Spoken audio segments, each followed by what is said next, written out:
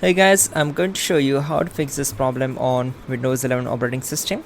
In the first step, simply right click here and select run. Now simply type here sysdm.cpl and click on OK.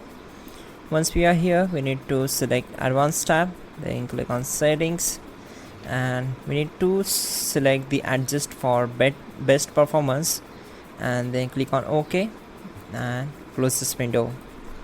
So once done, simply right click here, select task manager, then click on run new task, then select browse button, go to this PC, open C drive, then open Windows folder.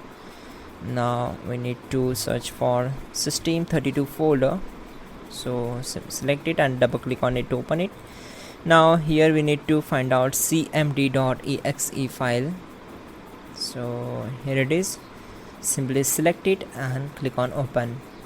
Now check this box, make sure this will be your main path: C drive, Windows folder, system32 and cmd.exe, and check this box for so the command prompt will open with administrative privileges. Then click on OK. Once we are here, we need to execute the command, and simply type the command carefully and hit enter to execute the command. Simply type sfc /scan now and hit enter. So this process will take some time to complete.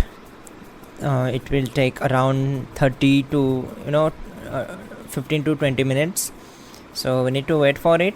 This will fix your problem for sure, and once the process completes, we need to close it and simply restart the system. That's it guys, your problem will be solved and you are good to go.